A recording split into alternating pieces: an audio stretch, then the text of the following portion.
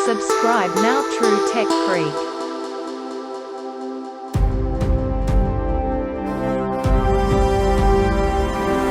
गर्व है हमें कि हमने आज जंग जीत ली, जो बची है वो भी कल को जीत लेंगे जी कभी।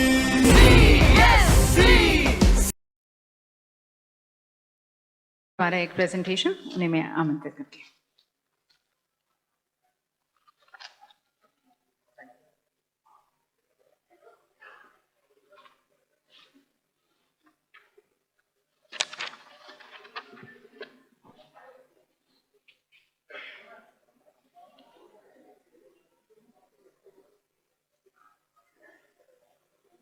नमस्कार। आज के समारोह में उपस्थित सहकारिता मंत्रालय के सहकारिता सचिव, सहकारिता मंत्रालय माइटी तथा अन्य मंत्रालयों से आए वरिष्ठ अधिकारीगण,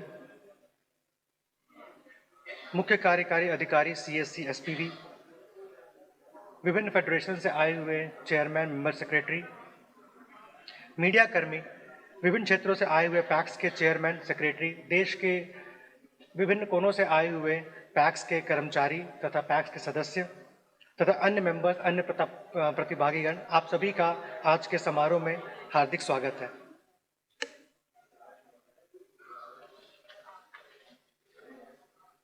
तो जैसा कि आप सभी को मालूम है कि इस सत्र में सहकारिता मंत्रालय के द्वारा जो माननीय प्रधानमंत्री जी तथा माननीय गृह एवं सहकारिता मंत्री जी के मार्गदर्शन में जो विभिन्न इनिशिएटिव्स लिए गए उसके बारे में बताया जाएगा। जैसे कि आप सबको पता है कि 6 जुलाई 2021 को सहकारिता मंत्रालय का गठन हुआ है और उसके पश्चात पैक्स की गतिविधियों को बढ़ाने के लिए, पैक्स को पंचायत के लेवल पे एक इकोनॉमिकली वाइब्रेंट एंटिटी बनाने के लिए तथा पैक्स के स्तर पे रोजगार को बढ़ावा देने के लिए और पैक्स के द्वारा वहाँ के जो फार्मर्स हैं उनको और भी सर्विसेज देने के लिए विभिन्न कदम उठाए गए हैं, जिसे विस्तार में आगे बताया जाएगा। इसके साथ ही साथ सहकारी समितियों को इनकम टैक्स में भी छूट दी गई है, कोऑपरेटिव शुगर मिल्स को भी राहत दी गई है, जो कोऑपरेटिव बैंक्स के द्वारा डिफिकल्टीज फेस की जाती थी उसे भी जो है उसका भी निवारण किया गया है। 3 नई multi level state cooperative society जो कि एक्सपोर्ट, सीड और ऑर्गेनिक के क्षेत्र में स्थापित की गई है, उसके बारे में भी बताया जाएगा। साथ ही साथ नया नेशनल कोऑपरेटिव डेटाबेस बनाया गया है, नेशनल कोऑपरेटिव पॉलिसी बनाई गई है तथा नई यूनिवर्सिटी के ऊपर भी जो है हमारा काम चल रहा है। नेक्स्ट। तो जैसा हमारे बीच में आज देश में विभिन्न भागों से आए हुए पैक्स के चेयरमैन, मेंबर सेक्रेटरी मौजूद हैं, तो उनको मैं ये बताना चाहूँगा कि मंत्रालय की तरफ से कई सारे कदम उठाए गए हैं पैक्स को प्रोत्साहित करने के लिए तथा पैक्स के द्वारा जो है उनकी एक्टिविटीज़ को बढ़ाने के लिए, जिसमें पहला जो है वो है मॉडल बाईलॉज। इसमें सभी राज्यों से कंसल्टेशन करने के बाद में पैक्स के मॉडल बाईलॉज बनाए गए हैं और उन मॉडल बाईलॉज से 25 से अधिक नई गतिविधियां, नई एक्टिविटीज जो है पैक्स कर सकते हैं, जिसके तहत पैक्स अब जो है लॉन्ग टर्म लोन भी दे सकते हैं, पैक्स भंडारण की एक्टिविटी कर सकते हैं, पैक्स एलपीजी तथा गैस का वितरण का कार्य कर सकते हैं। इसके साथ ही साथ आज सीएससी की सेवाओं का शुभारंभ हो रहा है, वो सेवाएं भी पैक्स दे सकते हैं। डेयरी और मात्स्यिकी के जो एक्टिविटीज है वो भी पैक्स के द्वारा किया जा सकता है, जहां पर कि ये एक्टिविटीज अभी नहीं चल रही हैं। इससे जो है पैक्स का कारोबार बढ़ेगा, उनका इनकम बढ़ेगा और साथ ही साथ जो फार्मर्स है उनके इनकम में भी बढ़ोतरी आएगी। गांव के स्तर पे रोजगार के साधन भी जो है उत्पन्न होंगे। जो दूसरा इनिशिएटिव है वो है कंप्यूटराइजेशन ऑफ पैक्स को लेकर, जहां पर कि पूरे देश भर में करीब 63,000 पैक्स को कंप्यूटरीकृत किया जाएगा और ऑलरेडी पिछले 1 साल में ही 60,000 से अधिक पैक्स के कंप्यूटरीकरण के प्रस्ताव को हमने मंजूरी दे दी है। इसके तहत सभी पैक्स को हार्डवेयर की सुविधा मुहैया कराई जाएगी, सभी पैक्स को कंप्यूटर, प्रिंटर, यूपीएस, इंटरनेट सेवाएं इत्यादि जो है प्रोवाइड की जाएगी, जो कि अगले 2 से 3 महीनों में ही उन्हें दी जाएगी। और उसके साथ साथ जो ऑडिट, अकाउंटिंग की जो समस्या होती थी वो भी ऑनलाइन माध्यम से हो सकेगा और जो पैक्स के साथ जो मेंबर्स जुड़े हुए हैं वो भी घर बैठे मोबाइल पे अपने अकाउंट्स के बारे में डिटेल्स जान सकते हैं। इसके लिए ट्रेनिंग का कार्य भी स्टार्ट हो चुका है और डीसीसीबी के माध्यम से, सिस्टम इंटीग्रेटर के माध्यम से पैक्स के सभी कर्मचारियों को ट्रेनिंग दी जाएगी। तो इससे जो है गांव के स्तर पे पैक्स अब डिजिटल हो पाएगा और अपनी सेवाओं को सुगमता से दे पाएगा। नेक्स्ट।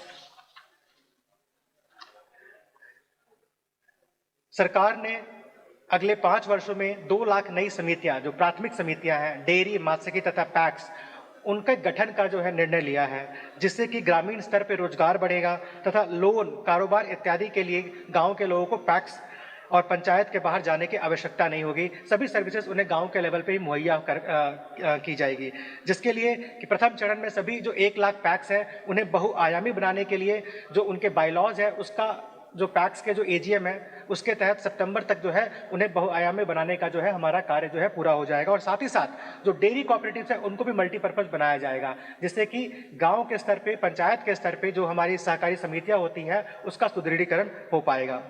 जो अगला इनिशिएटिव है वो है विश्व के सबसे बड़ी अन्न भंडारण योजना। जैसा कि आप सभी को पता है, कुछ दिनों पहले ही सरकार के द्वारा पैक्स के स्तर पे भंडारण की जो समस्या थी उसे सुलझाने के लिए जो है विश्व के सबसे बड़ी अन्न भंडारण योजना लाई गई है, जिसके तहत पैक्स के स्तर पे जो गोदाम है उसका निर्माण किया जाएगा। कई दफा क्या होता है कि किसानों को अपना अन्न बेचने के लिए काफी दूर जाना पड़ता है, या फिर जिस समय वो अपना अन्न बेचना चाहते हैं उस समय उन्हें सही कीमत नहीं मिल पाती है। तो इसके निवारण के लिए जो है पैक्स के स्तर पे यदि गोदाम की व्यवस्था होगी तो पंचायत स्तर पे ही किसान अपना अन्न गोदामों में रख सकते हैं, और कालांतर में जब मार्केट में रेट ज़्यादा हो जाए तो उस समय पैक्स अपने अनाज को बेच सकते हैं। तो इस सुविधा के लिए जो है सभी पैक्स में हमारी योजना है कि वहाँ पे गोदामों का निर्माण किया जाए, जिसके लिए काम शुरू हो चुका है और 24 राज्यों के 24 पैक्स में पायलट स्टेज पे ये काम ऑलरेडी चालू हो चुका है। नेक्स्ट,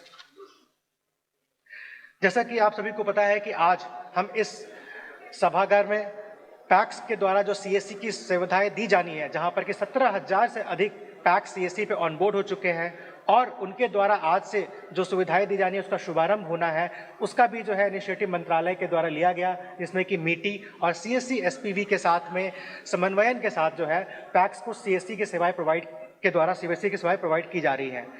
इससे पंचायत स्तर पे ही 300 से अधिक सेवाएं, जिसके तहत जमीन के कागज, रसीद, Aadhaar card, PAN card, scholarship form भरना इत्यादि जैसी सेवाएं जो है वो पंचायत के स्तर पे पैक्स के माध्यम से दी जा सकेगी।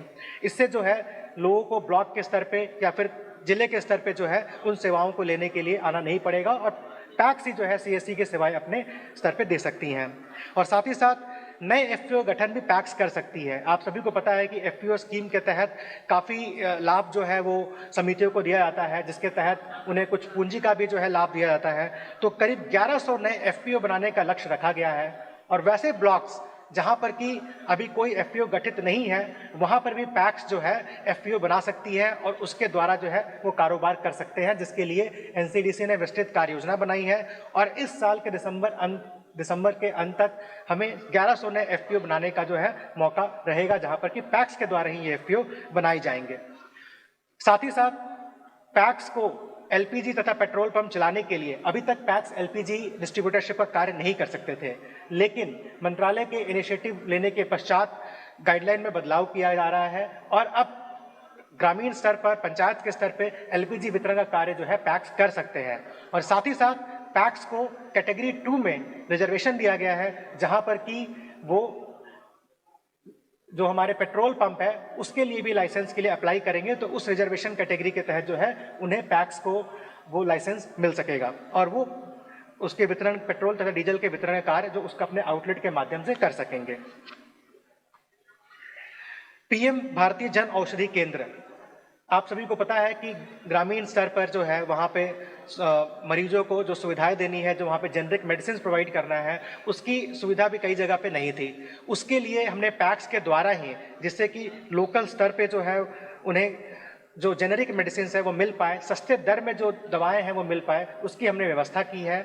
और हमारा लक्ष्य है कि कम से कम 2000 पैक्स में हम ये सुविधा को शुरू करें, जिससे कि गांव के स्तर पे ही जेनरिक मेडिसिन जो है लोगों को दिया जा सके और इससे पैक्स का कारोबार भी बढ़ेगा, उनके मुनाफे में भी वृद्धि होगी। साथ ही साथ प्रधानमंत्री किसान समृद्धि केंद्र, जिसके तहत उर्वरक का वितरण किया जाता है, तो जिन पैक्स में उर्वरक का वितरण नहीं होता है उसके लिए भी हमने इनिशिएटिव लेकर और उन सभी पैक्स के माध्यम से जो है हम प्रधानमंत्री किसान समृद्धि केंद्र खोलना चाहते हैं, जिससे कि वहां पर उर्वरक का वितरण हो, किसान संबंधी जानकारी इत्यादि जो है वहां के फार्मर्स को दी जा सके। साथ ही साथ पैक्स को हम पीएम कुसुम स्कीम जो प्रधानमंत्री कुसुम स्कीम है उसके साथ भी हम कन्वर्ज कर रहे हैं, जिससे कि जो वहाँ की जो एनर्जी सिक्योरिटी है, जो वहाँ पे बिजली की आपूर्ति की जो थोड़ी बहुत समस्याएं अगर होती है तो उसका निवारण हो सके, जिसके तहत जो एग्रीकल्चर वाटर पंप जो कि डीजल के सहारे चलते हैं उसको जो है सोलर एग्रीकल्चरल वाटर पंप में कन्वर्ट किया जा सकता है और वहाँ पे फोटोवोल्टाइक मॉड्यूल्स लगाकर वहाँ पे बिजली उत्पन्न किया जा सकता है। इसकी भी हमने व्यवस्था पैक्स के माध्यम से की है। नेक्स्ट, डेयरी तथा फिशरी समितियां जो है अपने मेंबर्स को लोन नहीं दे पाती थी या फिर अपने मेंबर्स को फाइनेंशियल सुविधाएं नहीं दे पाती थी, तो उसके लिए डीसीसीबीज तथा एसटीसीबी के माध्यम से नाबार्ड ने पायलट परियोजना स्टार्ट की है, जो कि पंचमहल और बनासकांठा डीसीसीबी के सहयोग से चलाया जा रहा है, जहां पर कि डेयरी तथा मात्स्यिकी समितियों को माइक्रो एटीएम दिए जाएंगे और उस माइक्रो एटीएम के माध्यम से वो जो वहाँ के मेंबर्स हैं वो वहाँ पे फाइनेंशियल ट्रांजैक्शन कर सकते हैं, अपना पैसा निकाल सकते हैं। और इसके साथ ही साथ रुपए किसान क्रेडिट कार्ड भी डेयरी तथा फिशरीज के मेंबर्स को दिया जा रहा है, जिससे कि वो फाइनेंशियल ट्रांजैक्शन कर सके और गांव के और पंचायत के स्तर पे ही जो है पैसे जो है अपना निकाल सके, उन्हें दूर ट्रेवल करना ना पड़े। साथ ही साथ पैक्स के द्वारा गांव के स्तर पर उनके बिजनेस को बढ़ाने के लिए जो ऑपरेशन एंड मेंटेनेंस का काम होता है, आप सभी को पता है कि हर घर नल योजना के तहत जो है पानी पहुंचाने का कार्य जो है भारत सरकार के द्वारा किया जा रहा है और इसका ऑपरेशन एंड मेंटेनेंस की जिम्मेदारी भी पंचायतों के माध्यम से दी जा रही है। लेकिन इसकी हमने व्यवस्था की है कि जहां कहीं भी पैक्स ऑपरेशन एंड मेंटेनेंस करना चाहते हैं तो लोगों को रोजगार देते हुए वहां पे ऑपरेशन एंड मेंटेनेंस इस हर घर नल जल योजना के तहत कर सकते हैं और अपने कारोबार को बढ़ा सकते हैं तथा और भी लोगों को वहां पे रोजगार दे सकते हैं। तो पैक्स के लिए गए इन 14 इनिशिएटिव्स का हम चाहते हैं कि जितने भी इस सभागार में पैक्स के प्रतिनिधिगण आए हुए हैं, आप सभी इसका लाभ उठाएं और तथा पैक्स का कारोबार बढ़ाने के लिए तथा जमीनी स्तर पर लोगों को इसकी सुविधाओं दिलाने के लिए आप हमारे इनिशिएटिव का पूरा लाभ लें और आपका इनकम भी इससे बढ़ेगा तथा आप और लोगों को रोजगार दे पाएंगे। आगे इनिशिएटिव्स के लिए मैं कपिल मीणा जो कि उप सचिव सहकारिता मंत्रालय है, मैं उन्हें निवेदन करूंगा कि आप कृपया मंच पे आएं और अन्य जो इनिशिएटिव जो मंत्रालय के द्वारा लिए गए हैं उन्हें बताएं। धन्यवाद। आप सभी को नमस्कार।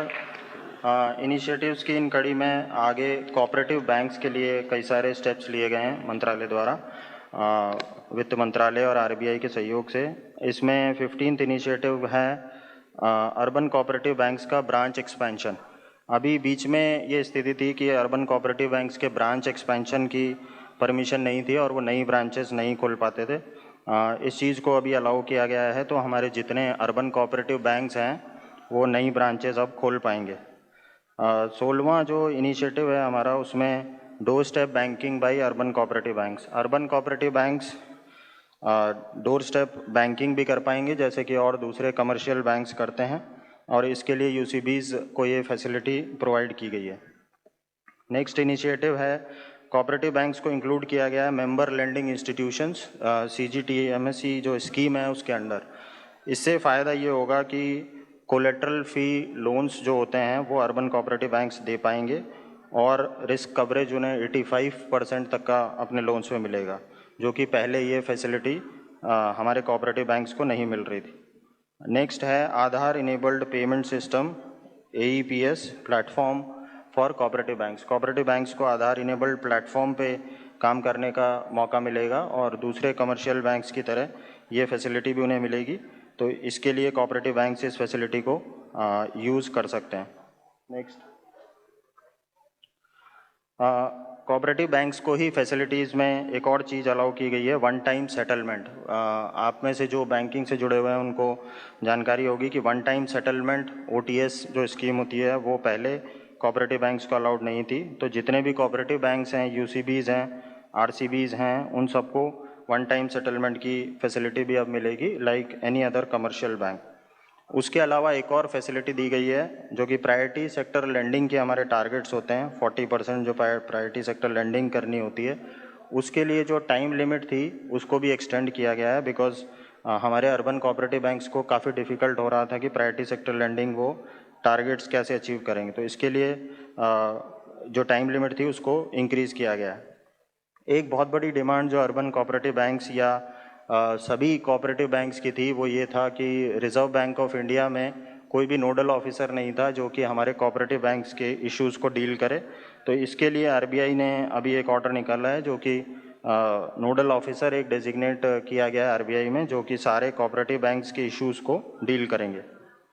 इसके अलावा 22 नंबर पे आप देखेंगे इंडिविजुअल हाउसिंग लोन लिमिट्स जो थी रूरल अर्बन कोऑपरेटिव बैंक्स की, उसको बढ़ा के डबल किया गया है और अब डबल हाउसिंग लोन्स जो हैं वो दे पाएंगे cooperative banks. Rural cooperative banks को एक और फैसिलिटी मिली है कि वो real estate, commercial real estate में भी लेंडिंग कर पाएंगे, उसमें भी लोन्स दे पाएंगे, जो कि पहले उनको ये फैसिलिटी नहीं थी।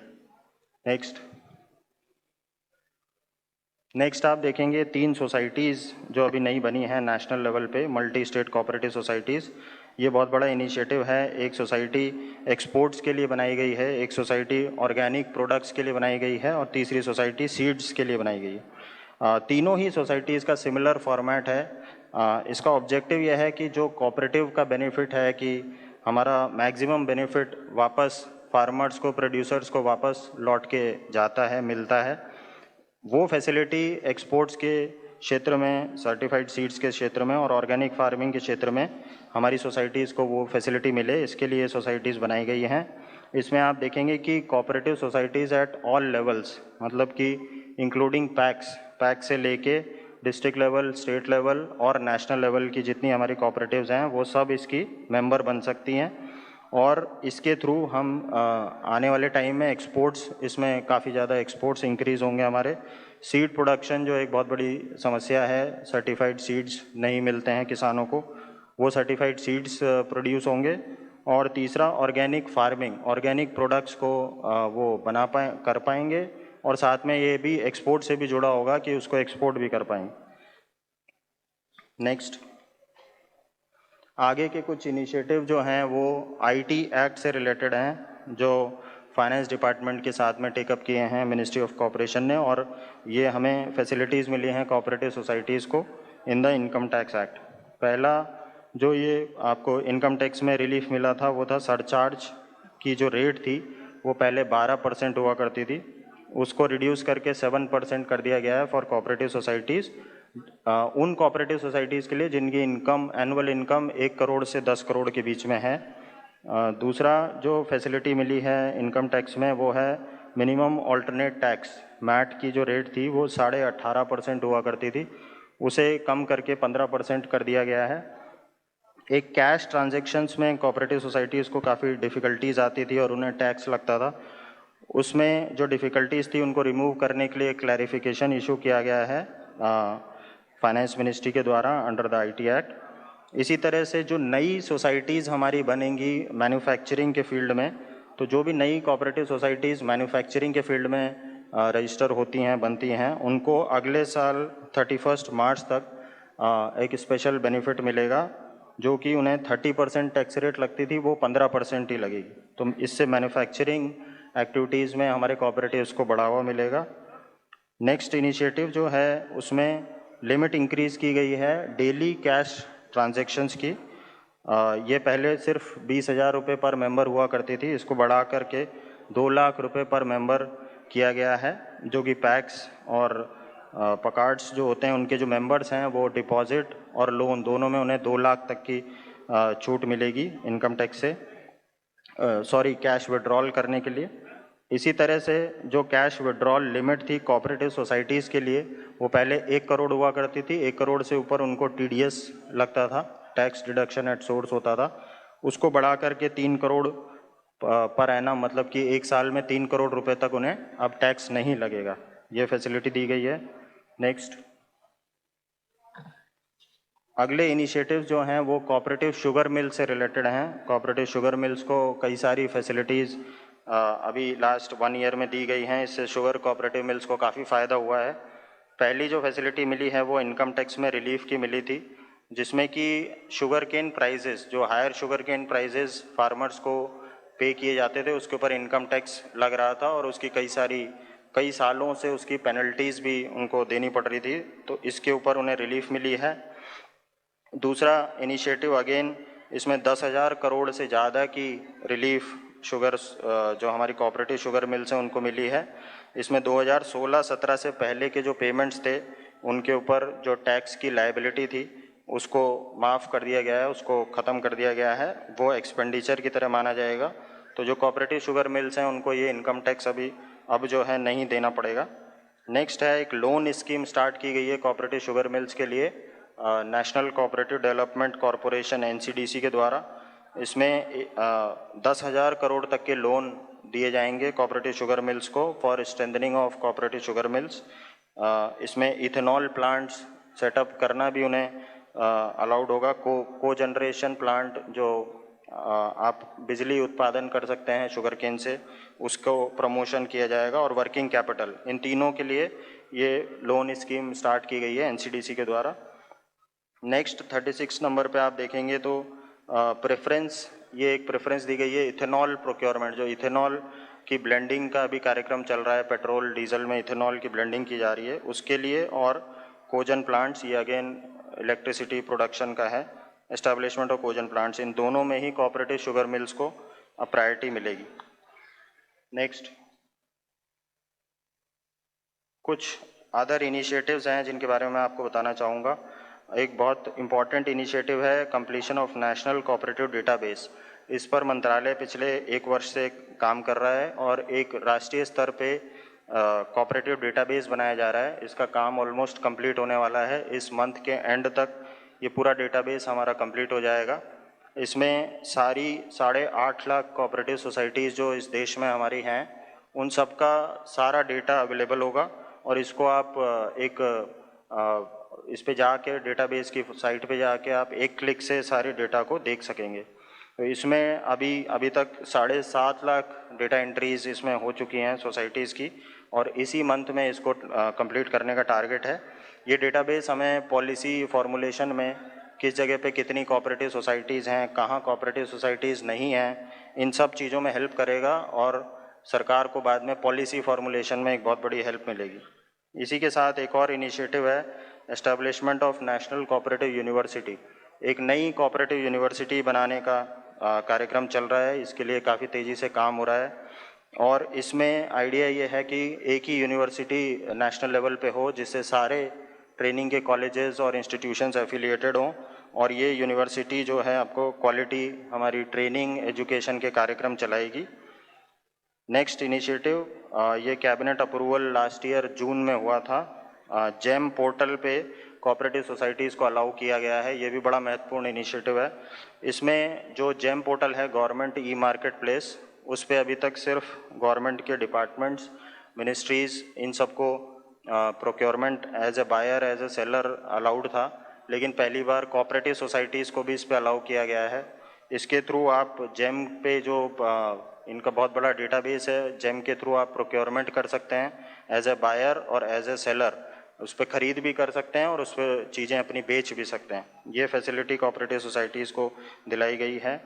नेक्स्ट इनिशिएटिव 40वां जो है वो है national cooperative development corporation. NCDC का रोल काफ़ी एक्सपैंड किया जा रहा है। NCDC बेसिकली हमारी पैक से लेके सभी कोऑपरेटिव सोसाइटीज़ को डिफरेंट पर्पस के लिए लोन्स प्रोवाइड करती है, उनको फाइनेंशियल हेल्प देती है। NCDC के थ्रू लास्ट ईयर में 41,000 करोड़ से ज़्यादा लोन्स डिस्पर्स किए गए हैं, जो कि अपने आप में एक रिकॉर्ड था।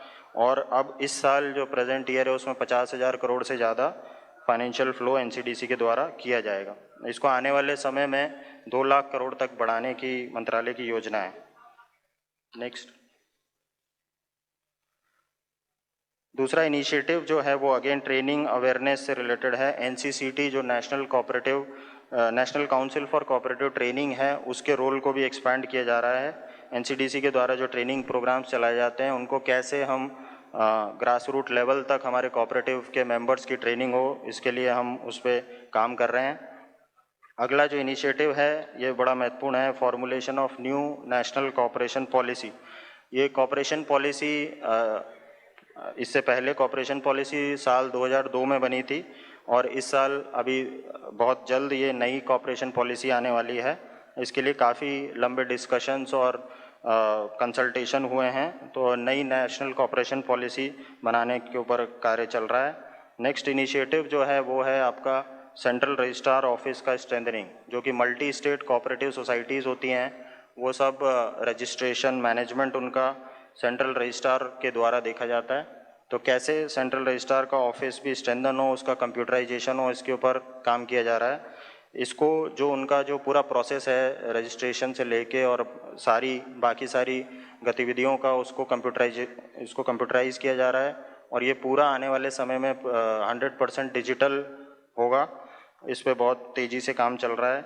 नेक्स्ट इनिशिएटिव जो हमने इसमें दिया है वो है multi state cooperative societies amendment bill 2022।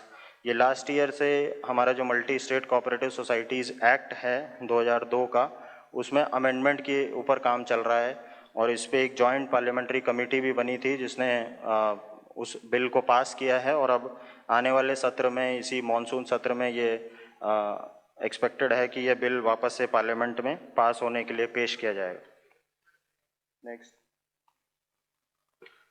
45वां initiative जो इसमें है वो अगेन पैक्स कंप्यूटराइजेशन की तरह एक और स्कीम लाई जा रही है, वो है ARDBs agriculture and rural development banks का कंप्यूटराइजेशन। इसके ऊपर अभी योजना बनाई जा रही है। तो जिस तरह से पैक्स कंप्यूटराइजेशन हो रहा है उसी तरह से agriculture and rural development banks का भी कंप्यूटराइजेशन किया जाएगा। 46वां इनिशिएटिव जो इसमें हमने दिया है वो है refund to the investors of Sahara group of societies. ये आपको जानकारी होगी, अभी 18 जुलाई को माननीय मंत्री जी ने इसका जो पोर्टल है उसको लॉन्च किया है और इस पोर्टल के माध्यम से सभी सहारा ग्रुप ऑफ सोसाइटीज़ में जिन लोगों के पैसे फंसे हुए थे वो सब लोग पोर्टल पे अप्लाई कर पाएंगे और उनको ऑनलाइन तरीके से डिजिटल फॉर्म में उनको अपना पैसा वापस मिलेगा। 47वां इनिशिएटिव जो है वो new scheme for cooperative education and training. एक और नई स्कीम लाई जा रही है कोऑपरेटिव एजुकेशन एंड ट्रेनिंग के लिए, क्योंकि अभी तक कोऑपरेटिव एजुकेशन ट्रेनिंग में कुछ एरियाज़ में उतनी स्ट्रॉन्ग ट्रेनिंग का प्रोग्राम्स अभी नहीं थे। तो पूरे देशव्यापी नेशनल लेवल पे किस तरह से बेस्ट कोऑपरेटिव एजुकेशन और ट्रेनिंग हो, इसके लिए एक स्कीम बनाई जा रही है और अभी इसके लिए कंसल्टेशंस मिनिस्ट्री की तरफ से चल रहे हैं। 48 नंबर पे जो इनिशिएटिव है वो है scheme for computerisation of registrars of the state. जिस तरह से हम सेंट्रल रजिस्ट्रार ऑफिस को कंप्यूटराइजेशन कर रहे हैं, उसको पूरी तरह डिजिटल बना रहे हैं, उसी तरह से एक स्कीम पे काम चल रहा है कि कैसे स्टेट रजिस्ट्रार जो होते हैं जिनके अंडर में सारी स्टेट कोऑपरेटिव सोसाइटीज़ आती हैं, उनके ऑफिस को भी पूरी तरह से डिजिटल बनाया जाए, उनका भी रजिस्ट्रेशन प्रोसेस सारी चीज़ें 100% ऑनलाइन हो। इसके ऊपर स्टेट्स के साथ कंसल्टेशन चल रहा है और इस पर काम आगे बढ़ रहा है। नेक्स्ट, ये लास्ट स्लाइड में हमने ये बताया कि ये जो इनिशिएटिव्स हैं 48 मेजर इनिशिएटिव्स मिनिस्ट्री के, उनको कैसे हम लोगों तक पहुंचाने के ऊपर भी जोर दे रहे हैं। तो आउटरीच एक्टिविटीज़ हम लोगों ने स्टार्ट करी हैं 13 डिफरेंट लैंग्वेजेस में। ये सारे इनिशिएटिव्स के बारे में जानकारी आपको हमारी मिनिस्ट्री की ऑफिशियल वेबसाइट पे मिलेगी और साथ ही सारे सोशल मीडिया प्लेटफॉर्म्स पे भी इनके बारे में रेगुलर अपडेट्स हम लोग शेयर कर रहे हैं। और ये सारे इनिशिएटिव्स का जो कंपाइलेशन है ताकि ज़्यादा से ज़्यादा लोगों को इसके बारे में जानकारी हो और लोग इनका बेनिफिट उठा सकें, इसके लिए ये सारे इनिशिएटिव्स को हमने पैक्स से लेके आपके डिस्ट्रिक्ट कोऑपरेटिव रजिस्ट्रार्स, RCS सभी लोगों को इनको भेजा है और उनसे रिक्वेस्ट करिए कि ज़्यादा से ज़्यादा लोगों को इसके बारे में जानकारी हो। इनके ऊपर मंत्रालय कुछ शॉर्ट वीडियोज़ भी बना रहा है जिनके माध्यम से YouTube एवं अन्य माध्यमों से इनको वीडियोज़ को रिलीज़ किया जाएगा। और नेशनल फेडरेशंस के साथ बड़ा क्लोजली काम किया जा रहा है। जितनी हमारी नेशनल फेडरेशंस हैं राष्ट्रीय स्तर पे, उनकी सबकी मंथली मैगजीन्स पब्लिश हो रही हैं और उन मंथली मैगजीन्स में मंत्रालय के इनिशिएटिव्स या कोऑपरेटिव सेक्टर में हो रहे कामों के ऊपर वाइड पब्लिसिटी जो है दी जा रही है। उनके ऊपर कई सारे आर्टिकल्स छापे जा रहे हैं। और ये लास्ट में यहाँ हमने मेंशन किया है कि आप मिनिस्ट्री की ऑफिशियल वेबसाइट, मिनिस्ट्री का ट्विटर हैंडल, यूट्यूब चैनल और दूसरे सोशल मीडिया चैनल्स को आप एक्सेस करके इन इनिशिएटिव्स के बारे में और अधिक जानकारी प्राप्त कर सकते हैं। इसी के साथ मंत्रालय की तरफ से इतना ही मैं प्रेजेंटेशन देना चाहूँगा। आप सबको आज पूरे दिन के लिए बहुत बहुत शुभकामनाएं। धन्यवाद। तो बहुत बहुत धन्यवाद संदीप कुमार सिंह जी का और श्री कपिल मीना जी का, हमारे deputy secretary ministry of corporation.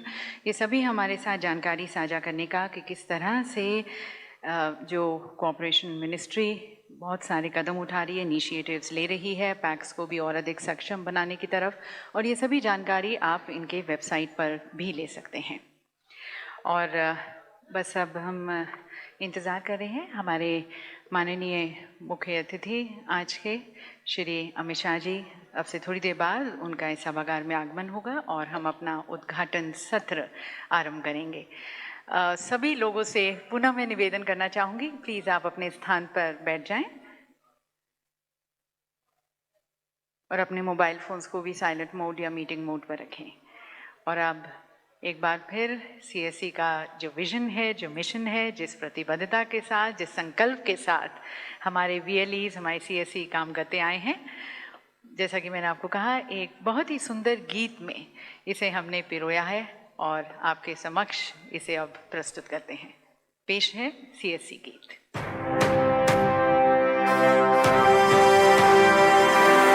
गर्व है हमें कि हमने आज जंग जीत ली, जो बची है वो भी कल को जीत लेंगे जी कभी। सीएससी मेरी पहचान, हर शहर से मोड़ के, गांव घाट जोड़ के, खान झाड़ की जमीन को नए सिरे से तोड़ के लाएंगे एक नई हवा का आसमां, आसमां में घूम के नया देहात सूंघ के खड़ा करेंगे एक नया हिंदुस्तान।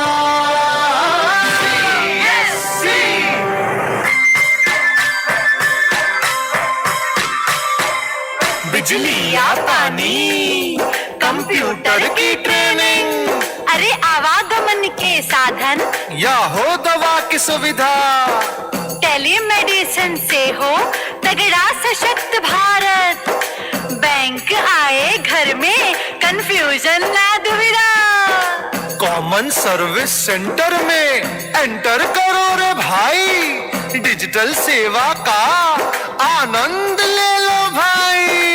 सर उठाए महिला ना हो किसी सहारे, हर गांव में है मजमा आधार पे हमारे, सरकार पास जाए क्यों आम बंदा जो हो, सरकार खुद ही आए, क्या हाल चाल बोलो।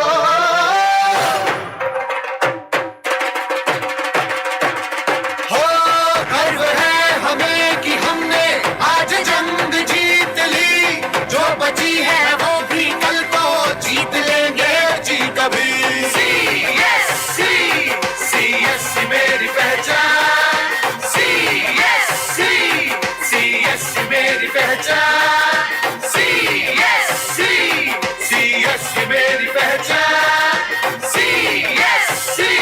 सीएससी मेरी पहचान। तो अब सीएससी के माध्यम से सरकार आपके घर तक आ रही है, ये सेवाएं लेकर आपको नहीं आना है, सरकार आपके दरवाजे पर आ रही है, आपको और अधिक सक्षम बनाने की तरफ, सशक्त बनाने की तरफ, जिससे सरकार की जो सेवाएं हैं उनका लाभ उठाकर आप देश निर्माण में अपना योगदान दे सकें और इस बढ़ती हुई अर्थव्यवस्था का भी आप लाभ ले सकें। और इसके बारे में आपसे थोड़ी देर बाद जब हम अपना उद्घाटन सत्र आरंभ करेंगे और जानकारी दी जाएगी हमारे माननीय मंत्रीगण द्वारा और अन्य वरिष्ठ अधिकारीगण जो हमें इस कार्यक्रम में संबोधित करेंगे।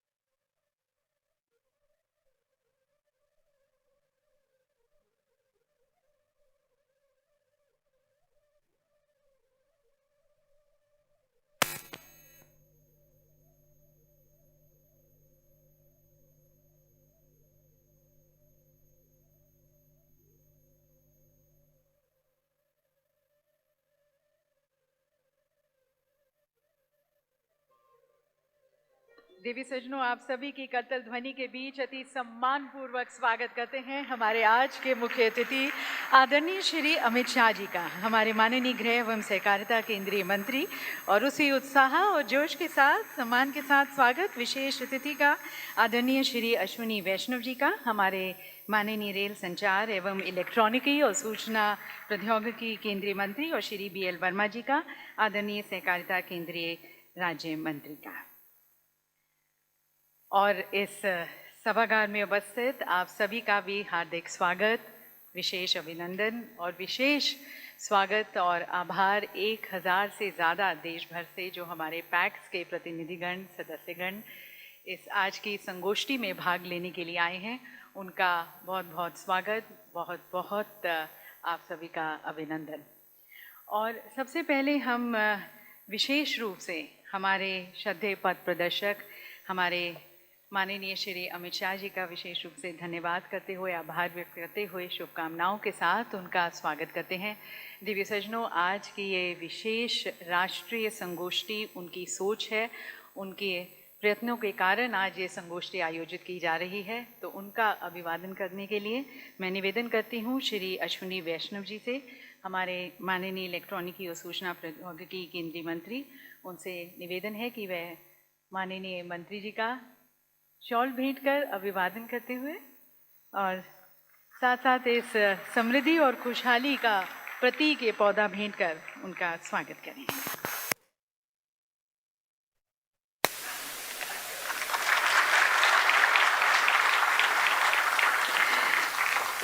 और आभार व्यक्त करते हुए शुभकामनाओं के साथ स्वागत करना चाहेंगे श्री अश्विनी वैष्णव जी का भी, जिनकी देखरेख में ये संगोष्ठी आयोजित की जा रही है। और उनका स्वागत करने के लिए मैं निवेदन करती हूँ श्री ज्ञानेश कुमार जी को, हमारे माननीय सचिव सहकारिता मंत्रालय।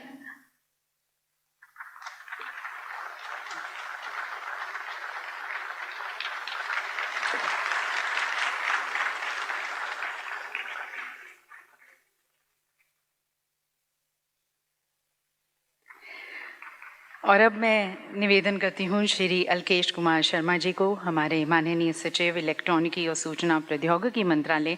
उनसे निवेदन है कि वह सभी की तरफ से श्री BL वर्मा जी का, हमारे माननीय सहकारिता राज्य मंत्री, उनका स्वागत करें अभिवादन करते हुए और ये खुशहाली का प्रतीक ये पौधा भेंट कर।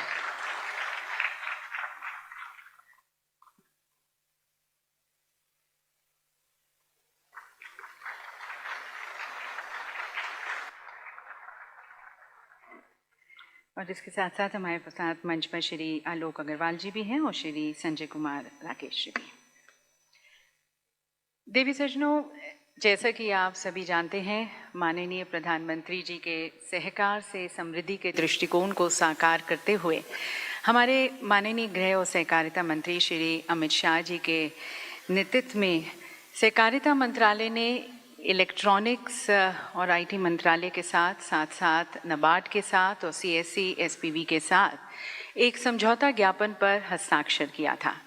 और इस समझौता ज्ञापन के अंतर्गत CSE SPVs अब पैक्स को सक्षम बनाएंगी CSE के रूप में कार्य करने की तरफ।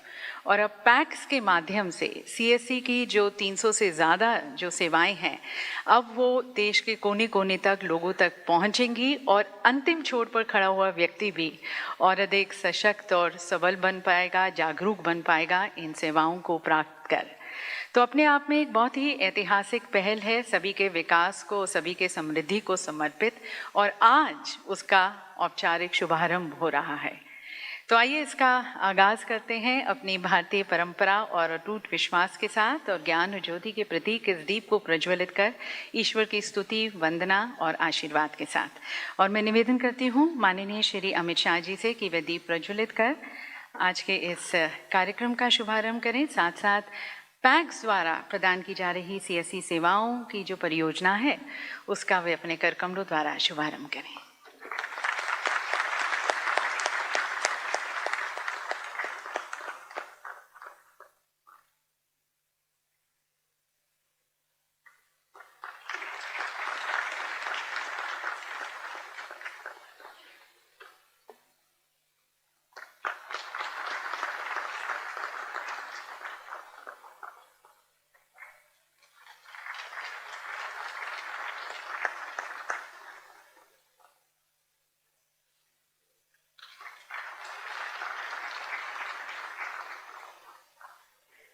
तो सभी की शुभकामनाओं के साथ और ईश्वर के आशीर्वाद के साथ आज की इस विशेष परियोजना का शुभारंभ।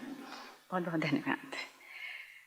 देवी सज्जनों, भारत सरकार के इलेक्ट्रॉनिकी व सूचना प्रौद्योगिकी मंत्रालय के तत्वाधान में देश भर में लगभग 5.5 लाख से ज़्यादा common service centres public private partnership model में कार्यरत हैं, जो लगभग 300 से ज़्यादा सेवाएं लोगों के घरों के आसपास तक पहुंचा रहे हैं। CSV SPV के मुख्य कार्यकारी अधिकारी श्री संजय राकेश जी के नेतृत्व में ये संस्थान गांवों में उद्यमिता की लहर फैलाकर विकास को देश के कोने कोने तक लेके जा रही है। तो सबसे पहले मैं आमंत्रित करती हूं हमारे CSC SPV के मुख्य कार्यकारी अधिकारी श्री संजय राकेश जी को उनके विचारों के लिए और उनके स्वागत संबोधन के लिए।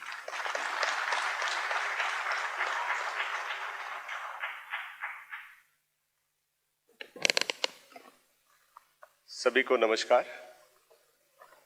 आज पैक्स द्वारा CSC की सर्विसेज प्रदान करने के इस औपचारिक शुभारंभ समारोह में आए सभी अतिथियों का मैं हार्दिक अभिनंदन और स्वागत करता हूं।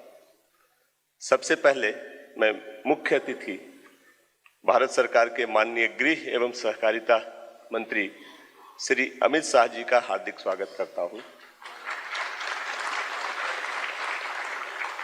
माननीय मंत्री जी के प्रेरणादायक मार्गदर्शन में पिछले 2 सालों में सहकारिता के क्षेत्र में कई रिवॉल्यूशनरी परिवर्तन हुए हैं।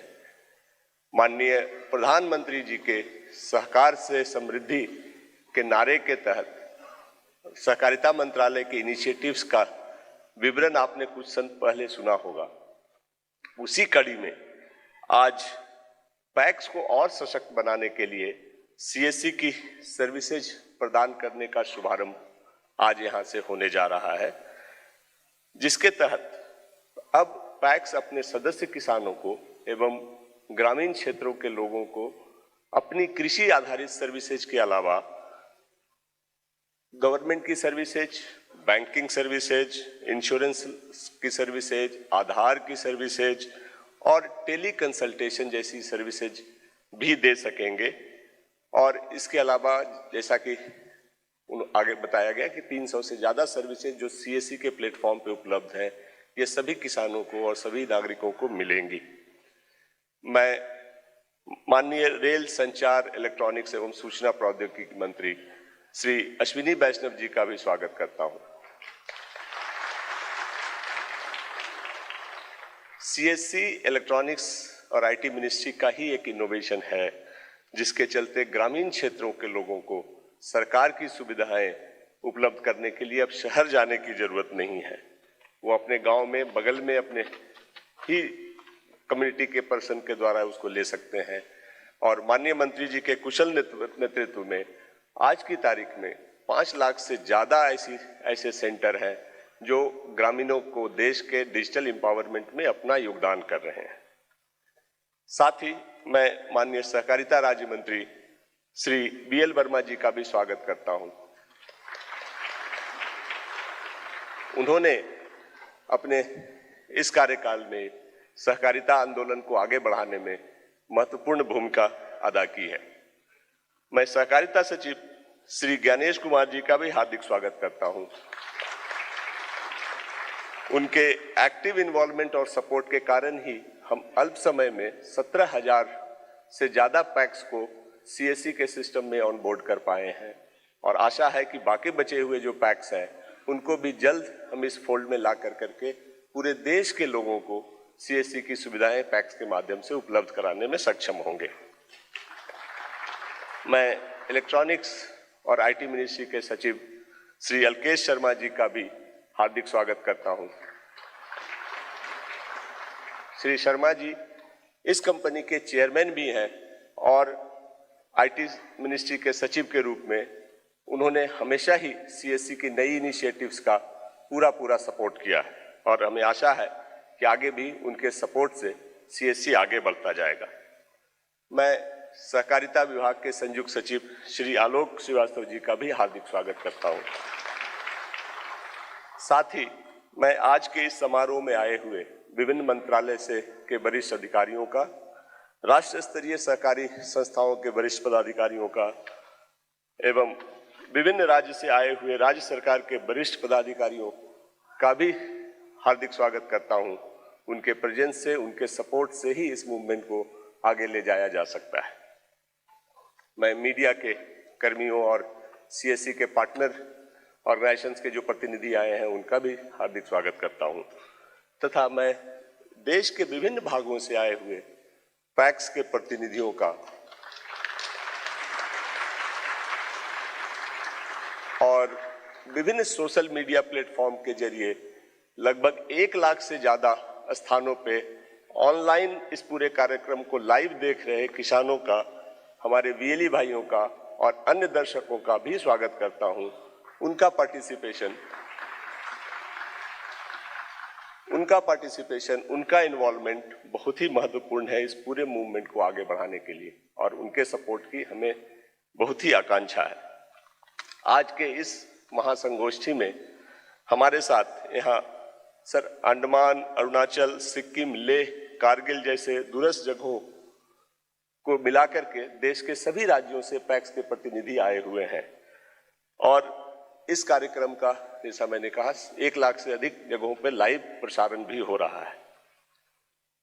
पैक्स और सीएससी का ये गठबंधन ग्रामीण क्षेत्र के लोगों के लिए काफी लाभकारी होगा और मुझे ये पूर्ण विश्वास है कि माननीय सहकारिता मंत्री जी के कुशल नेतृत्व में आने वाले दिनों में पैक्स और सीएससी मिलकर किसानों और ग्रामीणों के सभी जरूरतों के लिए सिंगल पॉइंट ऑफ कांटेक्ट के रूप में उभरेंगे। इससे ग्रामीण क्षेत्रों की समृद्धि बढ़ेगी, रोजगार के नए अवसर होंगे और हम सब मिलकर माननीय प्रधानमंत्री जी की सहकार से समृद्धि की जो परिकल्पना है उसको मूर्त रूप देने में सफल होंगे। अंत में मैं अपनी तरफ से एवं सीएससी की तरफ से इस समारोह में शामिल होने के लिए आप सभी महानुभावों का पुनः एक बार आभार व्यक्त करता हूं, अभिनंदन करता हूं। धन्यवाद, नमस्कार, जय हिंद। बहुत बहुत धन्यवाद सर। और दिव्य सज्जनों, सीएससी द्वारा प्रदान की जा रही 300 से ज़्यादा सेवाएं, इनको विस्तार से एक पुस्तक में संकलित किया गया है। मैं माननीय श्री अमित शाह जी से निवेदन करती हूं कि वे इस पुस्तक का विमोचन करें।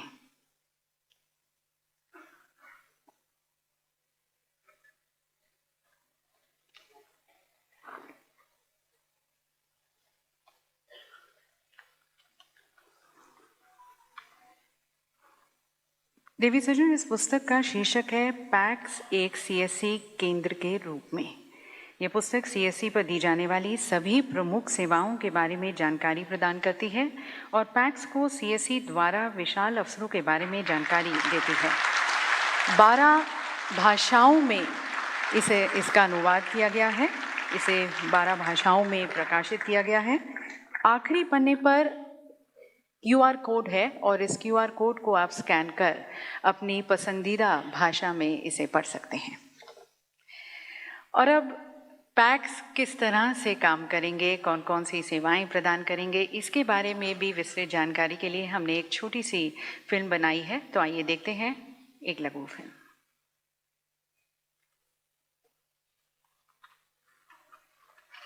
अमृत काल में देश के गांव, देश के किसान के सामर्थ्य को बढ़ाने के लिए अब देश के कोऑपरेटिव सेक्टर की भूमिका बहुत बड़ी होने वाली है।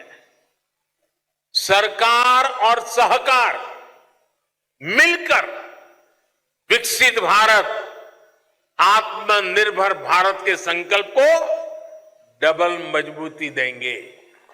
माननीय प्रधानमंत्री श्री नरेंद्र मोदी जी का ये सपना जुड़ा है ग्रामीण भारत के विकास से। इस लक्ष्य को हासिल करने का रास्ता भी उन्होंने बताया है, सहकार से समृद्धि। मोदी सरकार सहकार को विकास की धुरी बनाना चाहती है और उनके अनुसार इस तक पहुंचने का जरिया है पैक्स और लैम्प्स।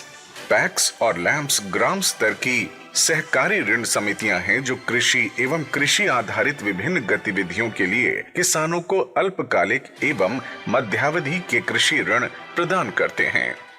वर्ष 1904 में दक्षिण भारत में पहली कोऑपरेटिव क्रेडिट सोसाइटी की स्थापना से देश में शुरू हुई सहकारिता आंदोलन की अनेक महत्वपूर्ण उपलब्धियां रही हैं। सहकारिता आंदोलन की इन्हीं उपलब्धियों को पूरे देश में दोहराने के लिए मोदी सरकार इस साल के बजट में कई विशेष प्रावधान करके पैक्स की व्यावहार्यता बढ़ाने का प्रयास कर रही है।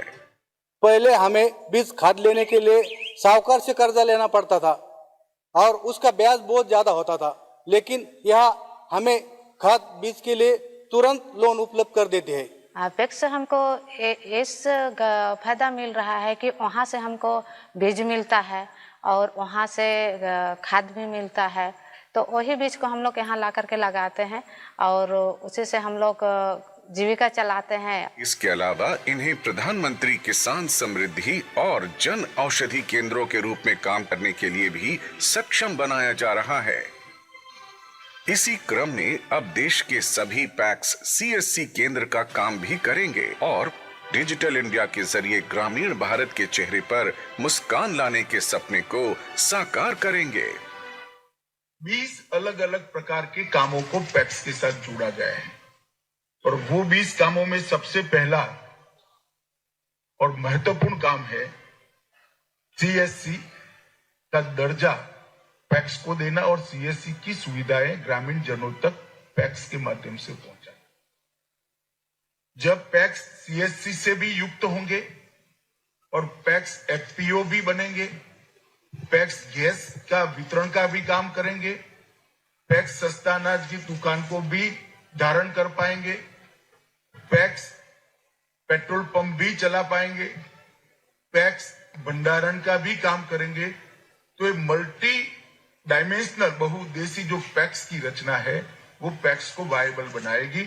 CSC SPV देश के ग्रामीण भारत में IT सेवाओं और इंफ्रास्ट्रक्चर की रीढ़ है।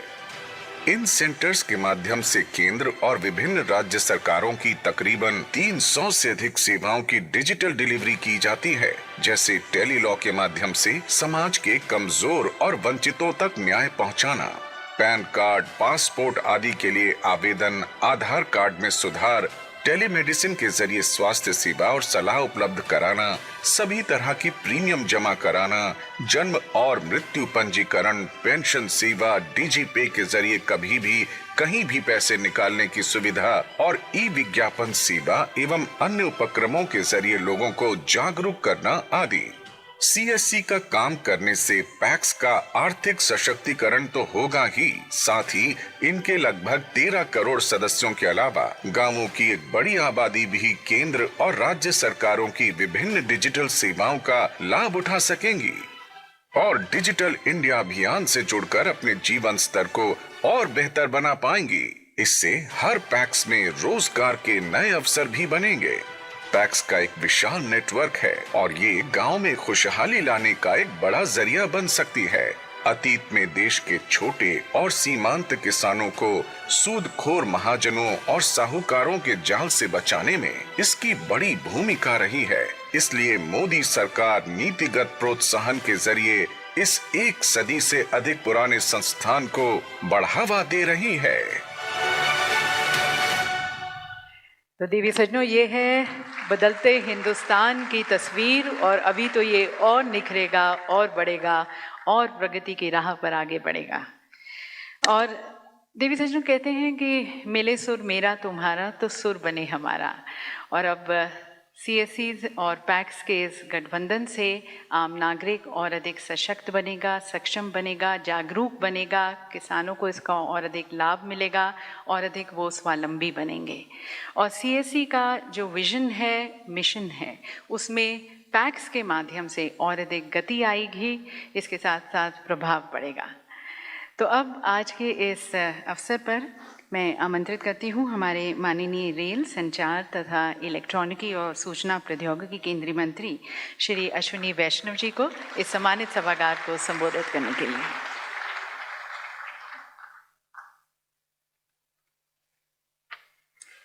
परम आदरणीय गृह एवं सहकारिता मंत्री श्री अमित शाह जी, जिनके इंस्पायरिंग लीडरशिप में आज पूरा कोऑपरेटिव सेक्टर एक अलग ही एक नई ऊंचाई पे पहुंच रहा है।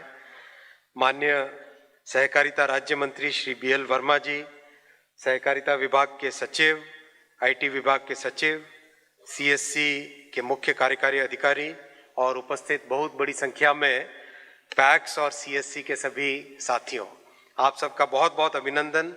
आज ये जो इतना बड़ा समारोह है, जिस समारोह में पैक्स को CSC के साथ जोड़ा गया है, माननीय गृह मंत्री जी के इंस्पिरेशन से आप सबको बहुत बहुत अभिनंदन, बहुत शुभकामनाएं। साथियों, कुछ लोग हैं जो कि समावेशी शब्द को, इंक्लूसिव शब्द को अपनी एक अलग धारणा में रखने की कोशिश करते हैं और कहना चाहते हैं कि वही इंक्लूसिव है, वही समावेशी है। लेकिन आप देखें 2014 से जब से माननीय प्रधानमंत्री श्री नरेंद्र मोदी जी ने देश की जिम्मेवारी संभाली, गवर्नेंस का और सरकार के काम करने का जो तरीका है, उस तरीके में एक बहुत बड़ा बदलाव आया। वो बदलाव है जिस बदलाव में समाज के गरीब से गरीब वर्ग को, कमजोर से कमजोर परिवार को, हर वंचित और शोषित को सरकार की सुविधाएं किस तरीके से बिना बिचौलियों के एक शुचिता के साथ मिल सके, वो एक बहुत बड़ा प्रयास है और बहुत बड़ा सफल प्रयास है। वो सही मात्रा में, सही तरीके से समावेशी विकास की एक डेफिनेशन है। मैं आपके सामने 3 या 4 उदाहरण रखूंगा, जिन उदाहरणों से ये चीज सिद्ध होती है। आप याद करें 2015 में जब माननीय प्रधानमंत्री जी ने सबसे पहला एक बहुत बड़ा कार्यक्रम आरंभ किया था, जन जन का बैंक अकाउंट खोलने का, जन धन योजना। कई लोग थे, कहते थे कि अरे भाई गांव में कौन कोई बैंक अकाउंट खोलेगा, कौन बैंक में जाएगा, ये होगा वो होगा। क्रिटिसाइज करने वालों की संख्या बहुत थी, लेकिन मोदी जी का विचार एकदम स्पष्ट था। उनकी नीति और उसमें जनधन के बाद में क्या होगा वो सब एकदम स्पष्ट था। 40 करोड़ लोगों के जनधन अकाउंट खुले। 40 करोड़, आप इसका अनुमान लगाइए, पूरे यूरोप की जनसंख्या 40 करोड़ है। पूरे के पूरे यूरोप, जिसमें कितने देश आते हैं, Germany, France, Belgium, Austria, Switzerland, Spain, इतने कई सारे देशों की सारी जनसंख्या मिला लो तो भी 40 करोड़ नहीं होती है। वैसा 40 करोड़ जनधन के अकाउंट खोले गए। ये पहला कदम था। इसमें एक आधारभूत संरचना बनी। फिर 80 करोड़ लोगों को डिजिटल सर्विस वाली मोबाइल सर्विसेज दी गई। 80 करोड़ का मतलब आप समझो, पूरा अमेरिका और पूरा यूरोप का अगर जोड़ कर दो, 35 करोड़ यहाँ पे और 40 करोड़ यहाँ पे, 35 करोड़ अमेरिका, 40 करोड़ पूरा यूरोप, उससे भी ज्यादा मोबाइल फोन जो कि 4G सर्विस से युक्त है, डिजिटल सर्विस से युक्त है, वो आया। यानी बैंक अकाउंट हुआ, मोबाइल सर्विस हुई, साथ में जोड़ा गया आधार। आधार को मोबाइल से जब जोड़ा तो एक ऐसी त्रिमूर्ति बनी, मोबाइल की, जनधन की और आधार की, जिससे कि गरीब व्यक्ति के खाते में सरकार का लाभ सीधा पहुंच सके, बीच में कोई भी उसमें से एक पैसा भी टच न कर पाए। ये एक ऐसी समावेशी व्यवस्था है, एक ऐसी इंक्लूसिव गवर्नेंस का उदाहरण है जिससे कि देश में बड़ा परिवर्तन आया। इस व्यवस्था से अब तक कुल मिला के 30 लाख करोड़ के सरकारी सुविधाओं के अमाउंट्स लोगों के खाते में सीधा पहुंच चुके हैं और एक अनुमान से 2,75,000 करोड़ का इससे लाभ हुआ है। ये आप याद करो, जब तत्कालीन प्रधानमंत्री राजीव गांधी जी, वो कहते थे कि दिल्ली से 100 रुपए भेजते हैं और गांव में पहुंचते पहुंचते 15 रुपए मिलते हैं। आप देखो अब व्यवस्था है जैसी, जिसमें दिल्ली से 100 रुपए भेजते हैं, गांव में भी वही 100 रुपए मिलते हैं, बीच में कोई 1 रुपया भी इधर से उधर नहीं कर सकता। आज इसी व्यवस्था में एक बहुत बड़ा नया आयाम माननीय गृह एवं सहकारिता मंत्री श्री अमित शाह जी जोड़ रहे हैं। पैक्स को सीएससी का एक बहुत बड़ा संबंध, जिस संबंध से ग्रामीण क्षेत्रों में विशेषकर बहुत सारी सरकार की सुविधाएं आसानी से दी जाएगी। आपने सीएससी का लाभ देखा है। हमारे यहाँ सीएससी के कितने वीएलई हैं भाई? देखें जरा, हाथ उठाओ। काफी है, बड़ी संख्या में। आपने देखा किस तरह से गांव के व्यक्ति जो पहले चक्कर काटते थे, अफसरों के चक्कर काटते थे, कार्यालयों के, आज आपके जरिए से एक बहुत ही अच्छे कम खर्चे की बहुत ही एक अच्छी सुविधा आप दे पा रहे हैं। अब सीएससी के साथ पैक्स जुड़ने से जो किसानों से संबंधित बहुत सारे कार्यक्रम थे, उन कार्यक्रमों का भी, उन सुविधाओं को भी, उन व्यवस्थाओं को भी लोगों तक पहुंचाने का एक बहुत बड़ा माध्यम बनेगा। सीएससी ने बहुत अच्छा काम किया अब तक। अगर हम कुछ ही छोटे मोटे आंकड़े भी, कुछ ही आंकड़े देखें अगर, तो आज 2014 में जहां मात्र 9,000 के आसपास महिला वीएलई थे, आज 70,000 महिला वीएलई हो चुके हैं। जहां ट्रांजैक्शन की अमाउंट अगर हम देखें तो मात्र 1500 करोड़ के आसपास का ट्रांजैक्शन सीएससी के थ्रू होता था। आज 80,000 करोड़ यानी 50 गुने अधिक ट्रांजैक्शन सीएससी के माध्यम से हो रहा है। पहले 2014 में मात्र 83,000 के आसपास एक्टिव सीएससी थी। आज माननीय प्रधानमंत्री जी के विजन से 5,19,000 सीएससी यानी 6 गुने से अधिक सीएससी एक्टिव है। बहुत अच्छा ये मूवमेंट है। इस मूवमेंट को आगे बढ़ाएं। और जिस तरह से माननीय गृह मंत्री जी ने पैक्स को सीएससी से जोड़ा है, माननीय गृह मंत्री जी आपका बहुत बहुत अभिनंदन, बहुत धन्यवाद। इससे किसानों की जीवन में एक बहुत बड़ा एक परिवर्तन आएगा। बहुत बहुत धन्यवाद। नमस्कार। बहुत बहुत धन्यवाद माननीय मंत्री जी, आपके उत्साह भरे और प्रोत्साहन भरे संदेश के लिए। और जो माननीय प्रधानमंत्री जी ने जो सपना संजो कर 2015 में जब डिजिटल इंडिया को लॉन्च किया था, आज उसका विस्तारीकरण हो रहा है और प्रभाव बढ़ रहा है। देवी सज्जनों, भारत में सहकारी आंदोलन कुछ 125 साल पुराना है, पर सहकारी मंत्रालय कुछ सिर्फ 2-2.5 साल पहले उसको स्थापित किया गया 2021 में। और इस कम समय में ही माननीय सहकारिता मंत्री, हमारे माननीय गृह मंत्री श्री अमित शाह जी के नेतृत्व में और उनके अथक प्रयासों के कारण आज सहकारी समितियों को और मजबूत बनाया जा रहा है। उनको लोगों तक वो सेवाएं लेके जाएं, उसकी तरफ माननीय मंत्री जी प्रयत्नशील हैं। और इन्हें मजबूत बनाते हुए पैक्स को भी मजबूत बनाया जा रहा है, उन्हें और जिम्मेवार बनाया जा रहा है, उनका रोल और विस्तारित किया जा रहा है। और पैक्स को बहुउद्देशीय बनाकर सरकार ने सहकारी समितियों के माध्यम से किसानों की आय बढ़ाने के लिए भी एक मजबूत कदम उठाया है। ये सभी हो रहा है हमारे यशस्वी, तेजस्वी, अत्यंत ठोस और निर्णायक निर्णय लेने वाले और सभी को साथ लेकर सभी के समृद्धि को प्रयत्नशील हमारे माननीय मंत्री जी श्री अमित शाह जी के नेतृत्व में, उनके संकल्प में। तो आप सभी की तरफ से मैं करबद्ध होकर माननीय श्री अमित शाह जी से निवेदन करती हूँ, हम सभी के मार्गदर्शन हेतु अपने विचारों से हमें लाभान्वित करें, हमारा मार्ग प्रशस्त करें।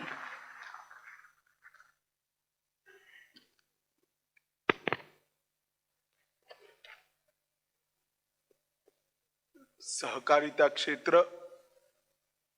और ग्रामीण सुविधा दोनों के लिए बहुत महत्वपूर्ण इस कार्यक्रम में आज मेरे साथ मंच पर उपस्थित श्रीमान अश्विनी वैष्णव जी, केंद्रीय इलेक्ट्रॉनिक और सूचना प्रौद्योगिकी मंत्री, जिनके कारण आज 2 माह के अल्प अवधि में 17,000 से ज्यादा पैक्स सीएससी बन चुके हैं। मैं जरूर कहना चाहूंगा, मैंने अश्विनी जी को एक पत्र लिखकर मीटिंग के लिए बुलाया था। हमारे मंत्रालय ने बड़ी तैयारियां की थी कि इसका जस्टिफिकेशन दें। हमारी मीटिंग 4.5 मिनट में समाप्त हो गई और निर्णय हो गया कि पैक्स अब सीएससी बन पाएंगे। तो मैं अश्विनी जी का बहुत बहुत धन्यवाद करना चाहता हूं। मेरे साथी श्रीमान BN वर्मा जी, राज्य मंत्री सहकारिता विभाग, श्री अलकेश शर्मा, सचिव इलेक्ट्रॉनिक और सूचना प्रौद्योगिकी, ज्ञानेश कुमार जी, सचिव सहकारिता मंत्रालय, श्री संजय कुमार राकेश जी, श्री आलोक अग्रवाल जी, और आज यहाँ पर उपस्थित सभी सीएससी और पैक्स से जुड़े हुए भाइयों, और लगभग 20,000 पैक्स ऑनलाइन जुड़ चुके हैं और सोशल मीडिया के माध्यम से सारे सीएससी भी जुड़े हुए हैं। ये जुड़े हुए सभी भाइयों को मेरा नमस्कार, प्रणाम। मित्रों, आज मोदी जी के 2 कार्यक्रमों का एक सुभग समन्वय का मणिकंचन योग है। एक, मोदी जी ने डिजिटल इंडिया के माध्यम से गवर्नेंस में से करप्शन को समाप्त कर सुविधाओं को गरीब के घर के दरवाजे तक, डोर स्टेप तक पहुंचाने का जो संकल्प लिया था वो सीएससी, और दूसरा सहकारिता मंत्रालय की रचना कर पैक्स से लेकर एपेक्स तक की पूरी सहकारी यंत्रणा को मजबूत कर ग्रामीण अर्थव्यवस्था और 3 टायर सिटी की अर्थव्यवस्था को मजबूत करने का जो संकल्प है, ये दोनों संकल्प आज इकट्ठा होने जा रहे हैं। और जैसे अश्विनी जी ने बताया, इस क्षेत्र में भी मोदी जी ने बड़ी दूरदर्शिता के साथ सहकारिता मंत्रालय का मार्गदर्शन करा। अगर सहकारिता मंत्रालय को मजबूत बनाना है तो इसकी छोटी सी छोटी इकाई को सबसे पहले मजबूत करना पड़ेगा। इसकी छोटी सी छोटी इकाई पैक्स है। जब तक पैक्स मजबूत नहीं होते, सहकारिता आंदोलन खड़ा ही नहीं हो सकता। इसलिए हमने तय किया कि पैक्स को कंप्यूटराइज कर एक बार पैक्स में पारदर्शिता लाने का प्रयास हो, जवाबदेही सुनिश्चित करने का प्रयास हो, और उसके साथ साथ पैक्स का आधुनिकीकरण कर क्योंकि सरकार की सभी योजनाओं का डिजिटाइज करने का काम समाप्त हो गया है, उसको पैक्स के साथ जोड़ दिया जाए। और मुझे आनंद है कि सहकारिता मंत्रालय बनने के 20 ही दिन में मोदी जी ने 2500 करोड़ रुपया सहकारिता मंत्रालय को पैक्स को कंप्यूटराइज करने का दिया और 65,000 पैक्स कंप्यूटराइज। और वहीं से आज जो हम कर रहे हैं, पैक्स को सीएससी बनाने का एक नया कार्यक्रम, वो संभव हो गया है। Minimum government, maximum governance with last mile delivery but without corruption, इस सूत्र को चरितार्थ करने के लिए सीएससी से बड़ा कोई साधन हो नहीं सकता। आज भारत सरकार और राज्य सरकारों की 300 से ज्यादा छोटी छोटी लाभार्थी योजनाओं को सीएससी के साथ जोड़ दिया गया है। और इस सीएससी की रीच अगर गांव के गरीब व्यक्ति तक पहुंचानी है, भूमि विहीन खेत मजदूर तक पहुंचानी है, गांव के दलित और आदिवासी तक पहुंचानी है, तो पैक्स से बड़ा कोई जरिया हो नहीं सकता। आज पैक्स और सीएससी दोनों एक हो रहे हैं। इससे गरीबों की सुविधाओं में तो बढ़ोतरी होगी ही होगी और ग्रामीण अर्थव्यवस्था को भी नई ऊर्जा और नई ताकत मिलेगी। इसमें ऊर्जा का संचार भी होगा। मित्रों, हम इससे देश के मैक्सिमम पोटेंशियल का यूटिलाइजेशन देश के विकास के लिए कर सकेंगे। मुझे कहते हुए आज आनंद है कि लगभग 17,176 पैक्स कल 2 बजे तक सीएससी में अपना रजिस्ट्रेशन करा चुके हैं। मैं सहकारिता मंत्रालय के सचिव यहां बैठे हैं, इनके नेतृत्व में जो टीम है हमारी, उसको बहुत बहुत साधुवाद देना चाहता हूं, क्योंकि मैंने और अश्विनी भाई ने तो एक सैद्धांतिक निर्णय करा कि पैक्स को सीएससी बना पाओगे, मगर इसको जमीन पर उतारना बड़ा कठिन होता है। 2 माह के बहुत कम समय के अंदर 17,176 पैक्स आज ऑन बोर्ड हो चुके हैं। ये बहुत बड़ी उपलब्धि है। मित्रों, लगभग 17,176 पैक्स में से 6,670 ने अपना लेन देन भी चालू कर दिया है और आने वाले समय में सभी के सभी पैक्स इसका लेन देन 1 सप्ताह से 15 दिन के समय के अंदर पूरा करेंगे। लगभग 13-14 हजार ऑपरेटर, एक पैक्स 2 रखेंगे, एक तो उनके पास होता ही था, दूसरा एक रखेंगे, तो 13,000-14 हजार युवाओं को इससे रोजगारी भी मिलेगी। और ये युवा सिर्फ रोजगारी प्राप्त नहीं करेंगे, ग्रामीण अर्थव्यवस्था को भी मजबूत करेंगे और गांव की सुविधाओं को भी मजबूत करेंगे। जब देश की 60 से 65% आबादी गांवों में बसती है, तब सहकार से समृद्धि के मंत्र से हमने ग्रामीण अर्थव्यवस्था को इसमें गति लाने का भी प्रयास करना है और उसको डाइवर्सिफाई करने का भी प्रयास करना है। 9 वर्ष में मोदी सरकार ने 60 करोड़ लोगों के जीवन में मुफ्त राशन, मुफ्त आवास, मुफ्त जल, बिजली, गैस, शौचालय और 5 लाख तक की सारी स्वास्थ्य की सुविधाएं 1 पैसे का खर्च करे बगैर देने का काम नरेंद्र मोदी सरकार ने किया है। मैं आज धड़ल्ले से कह सकता हूं, आज हमारे 17,000 पैक्स भी ये सभी सुविधा देने के रजिस्ट्रेशन का और उनको कोई भी तकलीफ हो तो सरकार के संपर्क का जरिया बन जाएंगे और माध्यम बन जाएंगे। मोदी जी ने जो बहुत बड़ा परिवर्तन किया है, इसमें जनधन अकाउंट, आधार कार्ड, मोबाइल और इसके साथ साथ डिजिटल इंडिया मिशन के तहत गांवों और ग्राम पंचायतों को ऑप्टिकल फाइबर का एक जाला फैलाने का बहुत बड़ा काम किया। 9 वर्षों में हमारे देश में इंटरनेट कनेक्टिविटी में 250% की वृद्धि हुई है।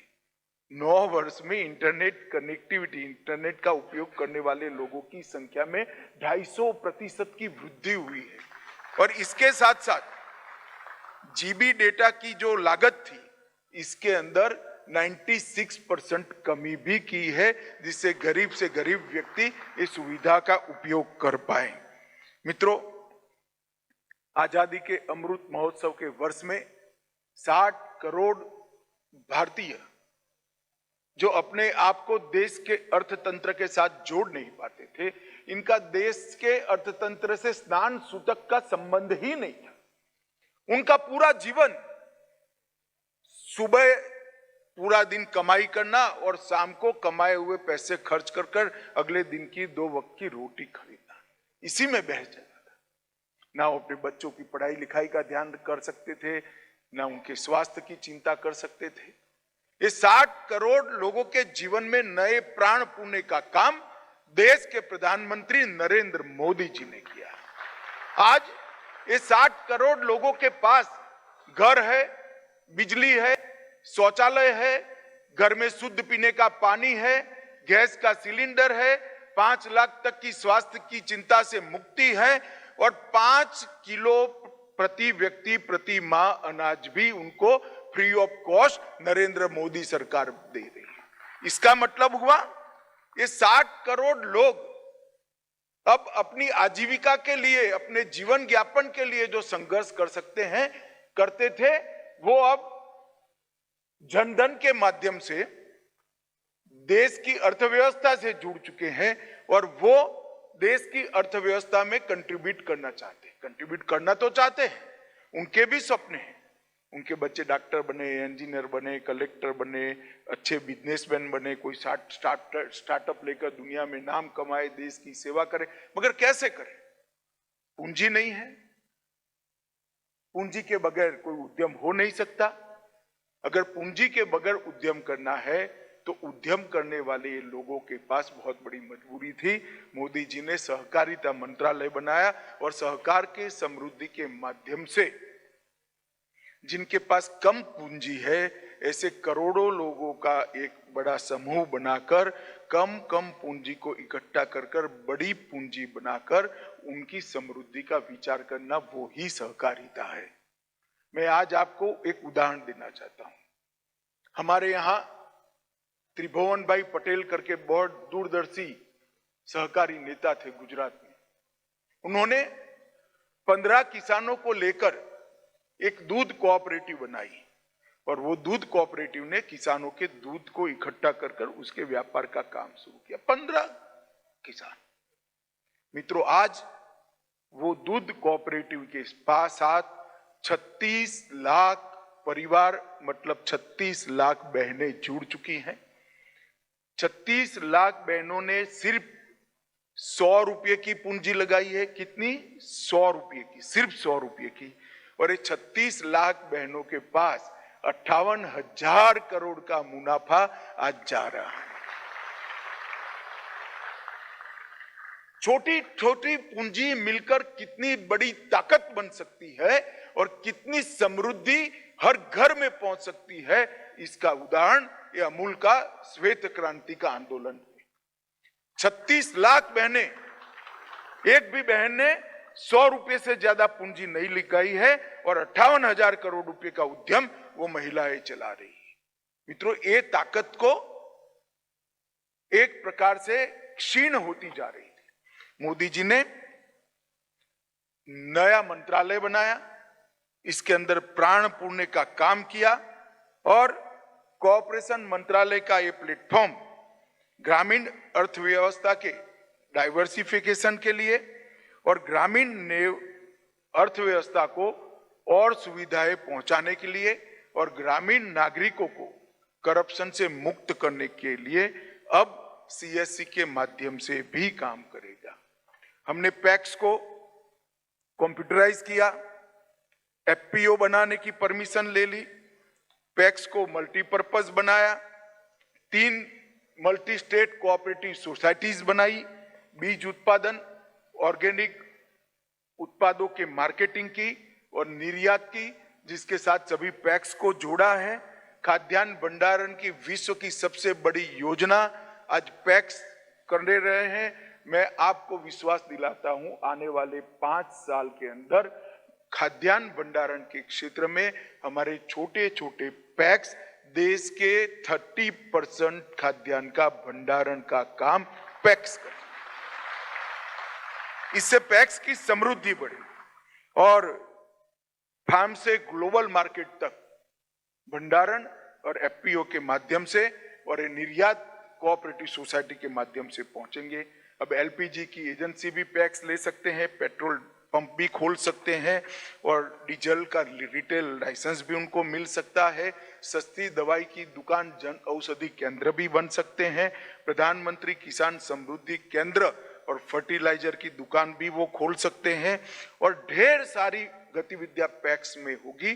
तो पैक्स गांव की आर्थिक गतिविधियों की आत्मा बन जाएगा और समृद्ध भी होगा।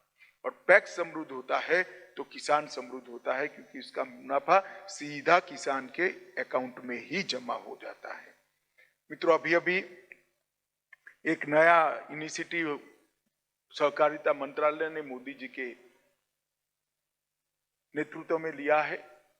सहारा में देश के ढेर सारे नागरिकों के पैसे फंसे हुए थे, पैसे पड़े थे, परंतु कानूनी जटिलता इतनी थी कि इसका रास्ता नहीं निकलता था। सहकारिता मंत्रालय ने सुप्रीम कोर्ट में भारत सरकार के सभी मंत्रालयों को इकट्ठा होकर एक याचिका करी और सुप्रीम कोर्ट ने एक ऑर्डर किया और 2 दिन पहले ही पोर्टल मैंने लॉन्च किया है। मुझे आनंद है कि अब तक पोर्टल में 5 लाख लोगों ने रजिस्ट्रेशन कर दिया है और उनका पैसा वापस जाने की शुरुआत हो गई। मित्रों, बहुत बड़ा उदाहरण है कि कोई सरकार प्रोएक्टिव तरीके से काम करे तो जटिल से जटिल समस्याओं का निवारण हो सकता है। और नरेंद्र मोदी जी ने इस दिशा में हमेशा पूरी सरकार के हर मंत्रालय का नेतृत्व भी किया और मार्गदर्शन भी किया। मित्रों, आज जब हम यहाँ सीएससी और पैक्स के जुड़ाव के लिए आए हैं, तब मैं इतना ही कहना चाहता हूँ, लगभग सीएससी के माध्यम से बहुत बड़ा ग्रामीण अर्थव्यवस्था को भी बूस्ट मिला है, करप्शन को निरस्त करने भी बड़ी सफलता मिली है और सेवाओं को गरीब के घर तक पहुंचाने का भी काम हुआ है। अब आने वाले दिनों में 95,000 पैक्स हमारे सीएससी बनेंगे और आने वाले दिनों में 3 लाख पैक्स नए खुलेंगे। वो तो सीएससी के साथ ही खोलने का हमने निर्णय किया है और इसके माध्यम से आज सहकारिता आंदोलन को भी बहुत बड़ा बूस्ट मिलने वाला है। मित्रों, आज मैं जब यहाँ आया हूँ तब फिर से एक बार अश्विनी जी और उनके मंत्रालय का बड़े हृदय से धन्यवाद करना चाहता हूँ। ऑनलाइन जितने पैक्स के सहकारी भाई बहन मुझे देख रहे हैं, मैं सभी को कहना चाहता हूँ, हम पारदर्शिता लाएं, दृढ़ संकल्प करें और नई योजनाओं को लेकर लोगों की सेवा का माध्यम बने। अगर ये हम एक करते हैं तो इस देश के सहकारिता आंदोलन को मजबूत होने से, आगे बढ़ने से कोई नहीं रोक सकता। सहकारिता आंदोलन को मजबूत करने के लिए आज जो सहकारी समितियों में बैठे हैं वो सुधार होने दे। अपने आप को बाजू में रखकर, अपने हितों को बाजू में रखकर आप सुधार को एक बार आने दीजिए। सुधार ही है जो आने वाले दिनों में सहकारी आंदोलन को मजबूत करेगा। हमने ढेर सारे कानूनी सुधार भी किए हैं, एडमिनिस्ट्रेटिव सुधार भी किए हैं और मल्टी डायमेंशनल तरीके से गतिविधियां भी बहुत बढ़ाई है। मैं आशा करता हूं कि देश भर के जितने पैक्स के मेरे साथी मुझे देख रहे हैं, अपनी पैक्स को मजबूत करने का संकल्प करेंगे। एक पैक्स मजबूत होता है तो पूरा गांव समृद्ध होता है। ये मंत्र को हम अपना मंत्र बनाएं, आगे बढ़ें और जो पैक्स आज 17,000 पैक्स सीएससी बन चुके हैं, ये सभी को बहुत बहुत शुभकामनाएं। सीएससी को सिर्फ इनकम का जरिया मत बनाइएगा, सीएससी को गरीब व्यक्ति की सेवा का जरिया बनाइएगा। अभी मुझे अश्विनी जी ने यहाँ मंच पर भी कह दिया कि सारे पैक्स को हम ट्रेन बुकिंग का काम भी देने के लिए तैयार है। तो 17,000 पैक्स आने वाले कुछ समय में रिजर्वेशन का भी काम कर पाएंगे तो उनको भी कमीशन मिलेगा। एयर बुकिंग के लिए भी हमारा पत्राचार चल रहा है। पैक्स को ग्रामीण गतिविधियों का केंद्र बनाना, उसका ऊर्जा केंद्र बनाना हमारा लक्ष्य है। आज सीएससी बने हुए सभी पैक्स के मेरे भाइयों बहनों को बहुत बहुत बधाई और शुभकामना देकर मेरी बात को समाप्त करता हूं। वंदे मातरम।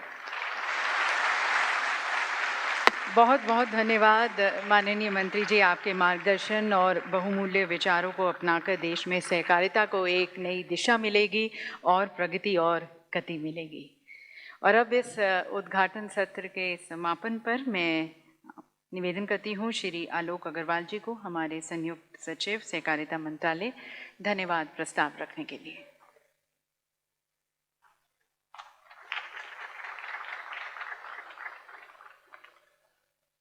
मंच पर आसीन देश के गृह एवं सहकारिता मंत्री माननीय श्री अमित शाह जी, माननीय इलेक्ट्रॉनिकी और सूचना प्रौद्योगिकी मंत्री श्री अश्विनी वैष्णव जी, माननीय सहकारिता राज्य मंत्री श्री BL वर्मा जी, सचिव सहकारिता श्री ज्ञानेश कुमार जी, सचिव इलेक्ट्रॉनिकली और सूचना प्रौद्योगिकी Shri Alkesh Kumar Sharma ji, CEO SPB Shri Sanjay Kumar Rakesh ji, media से आए हुए मित्रगण, देवियों और सज्जनों, माननीय गृह एवं सहकारिता मंत्री जी के नेतृत्व में पिछले 2 वर्षों में सहकारिता मंत्रालय ने अनेक कदम उठाए हैं, जिसमें पैक्स के मजबूतीकरण की दिशा में बहुत सी नई पहलें की गई हैं। पैक्स का कंप्यूटरीकरण, अन्न भंडारण योजना, एलपीजी पेट्रोल डिस्ट्रीब्यूटरशिप के लिए पात्रता, जन औषधि तथा उर्वरक वितरण केंद्र के रूप में पैक्स आदि इत्यादि। इसी श्रृंखला में आज पैक्स द्वारा कॉमन सर्विस सेंटर की सेवाओं का शुभारंभ किया गया। देश में सहकारिता के क्षेत्र में इस आंदोलन को लाने के लिए हम माननीय गृह एवं सहकारिता मंत्री जी को धन्यवाद और आभार प्रकट करते हैं। हम माननीय इलेक्ट्रॉनिकी और सूचना प्रौद्योगिकी मंत्री श्री अश्विनी वैष्णव जी का भी बहुत धन्यवाद करते हैं, जिनका हमें इस पहल में अमूल्य सहयोग मिला। हम माननीय सहकारिता राज्य मंत्री श्री BL वर्मा जी के भी आभारी हैं, जिनका सहयोग और मार्गदर्शन हमें हमेशा मिलता रहता है। सचिव सहकारिता श्री ज्ञानेश कुमार जी का भी बहुत आभार, जिनके अथक प्रयासों से मंत्रालय अपने लक्ष्यों और उद्देश्यों की प्राप्ति के लिए निरंतर आगे बढ़ रहा है। आभार सचिव इलेक्ट्रॉनिकी और सूचना प्रौद्योगिकी श्री अलकेश शर्मा जी का भी, जिनके सहयोग से ये मुहिम आगे बढ़ सकी। मैं श्री संजय कुमार राकेश, CEO CAC तथा उनकी टीम का भी आभार व्यक्त करता हूं। आभार मंत्रालय के सभी कर्मचारियों और अधिकारियों का, जिनके अटूट परिश्रम और सहयोग से भी हमारी सभी पहले आगे बढ़ रही हैं। मीडिया से पधारे हमारे सभी सम्मानित मित्रगण का भी बहुत आभार, जिनका बहुत बड़ा योगदान हमारी योजनाओं को जन जन तक पहुंचाने में है। धन्यवाद आप सभी उपस्थित देवियों और सज्जनों का, जो आज इस विशिष्ट कार्यक्रम में हमारे साथ जुड़े। एक बार पुनः आप सभी का बहुत बहुत आभार और धन्यवाद।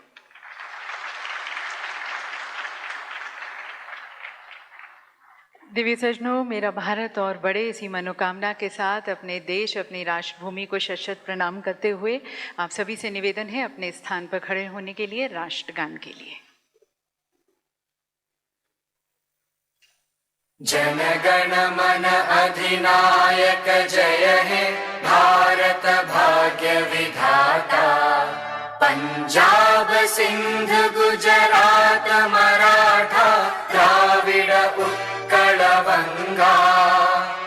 विंध्य हिमाचल यमुना गंगा उच्चल जलधि तरंगा।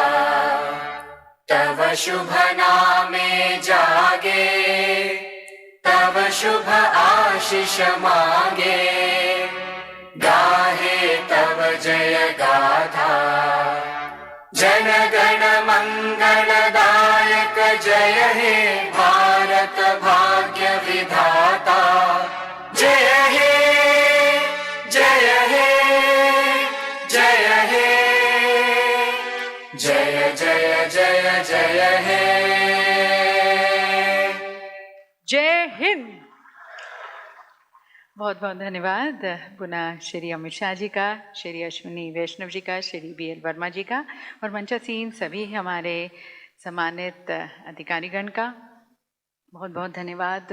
पुनः हमारे सहकारिता मंत्री अपने संदेश के माध्यम से सभी में एक नया जोश और एक नई दिशा हमें दिखाने का, उनके सपने को, प्रधानमंत्री जी के नए सपने को हम संजोते हुए और उसे साकार करेंगे। सहकार से समृद्धि के सपने को साकार करते हुए हम अपने आगे का कार्यक्रम जारी रखेंगे एक छोटे से ब्रेक के बाद। तो आप सभी से निवेदन है कि बाहर जो चाय की व्यवस्था की गई है आप उसमें शामिल हों और उसके बाद हम यहाँ पर सत्र आरंभ करेंगे।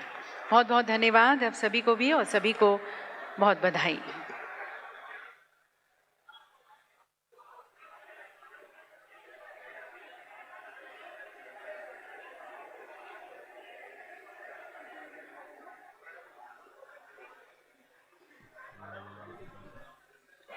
देवी सज्जनों, बाहर चाय की व्यवस्था की गई है, आपसे निवेदन